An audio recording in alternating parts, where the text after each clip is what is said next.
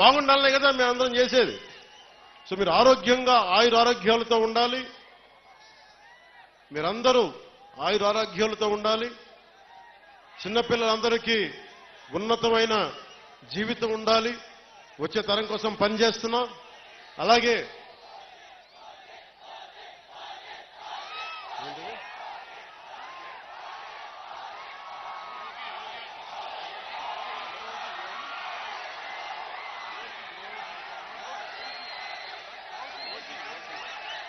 Ojea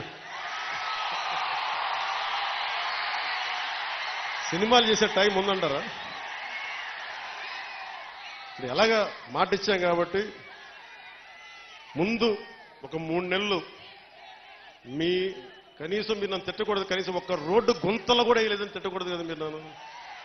కనీసం గ్రామాలకి కొత్త రోడ్ల కంటే ముందు రోడ్లు గుంతలు పూడ్చి, పాట్ హోల్స్ పూడ్చి, మళ్ళీ మీరు తిట్టకూడదు కదా. నిన్ను ఎందుకుంటే మళ్ళీ నువ్వు వెళ్ళి ఓజీ చేస్తామని మనల్ని క్యాజీ అంటే నేను ఏం చెప్పను. ఒక భయంతో మా నిర్మాతలు కూడా చెప్పాను, కొంచెం క్షమించాలి. మా రాష్ట్ర మా ఆంధ్ర రాజ్య ప్రజలకి మేము కొంత కనీసం సేవ చేసుకొని కుదిరినప్పుడల్లా ఒక 2 రోజులు 3 రోజులు మీకు షూటింగ్ చేస్తాను, ఎక్కడ పనికి అంతరాయం రాకుండా. ఓజీ చూద్దరు గారు బాగుంటుంది.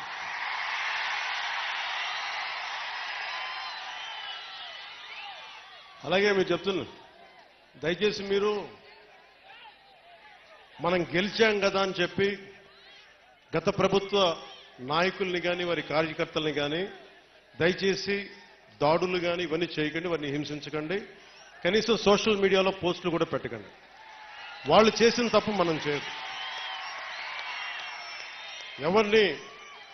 ఎందుకంటే మరీ చట్టాలని అధిగమించి కొంతమంది చేసి ఉండొచ్చు.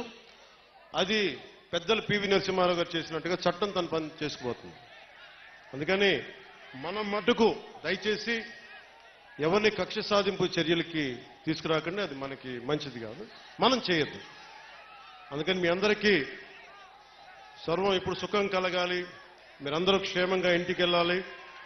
నాకంటే వయసులో ఉన్న మీ ఇంట్లో ఉన్న పెద్దలందరికీ నా పాదాభివందనాలు తెలియజేయండి.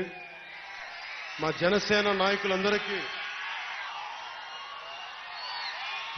నాయకులందరికీ పేరు పేరున ధన్యవాదాలు తెలుపుకుంటూ, ప్రత్యేకించి వర్మ గారికి 2 చేతులెత్తి నా కృతజ్ఞతలు తెలుపుకుంటూ, మా కృష్ణరాజు గారికి కృతజ్ఞతలు తెలుపుకుంటూ, మర్రెడ్డి శ్రీనివాస్ గారికి నా కృతజ్ఞతలు తెలుపుకుంటూ, వారిని ఒకటే అడిగాను, నేను అందరినీ ముఖ్యంగా జన సైనికుల్ని కలుస్తాను, వీర మహిళల్ని కలుస్తాను. నాకు ఆఫీస్ ప్రాంగణం పెద్ద అయ్యే వరకు కొద్ది రోజులు వెయిట్ చేయండి. నేను మిమ్మల్ని అందరినీ కలిసి మిమ్మల్ని అభినందించి మీకు థ్యాంక్స్ చెప్పుకునే బాధ్యత, మీతో కలిసి భోజనం చేసే బాధ్యత నేను తీసుకుంటాను.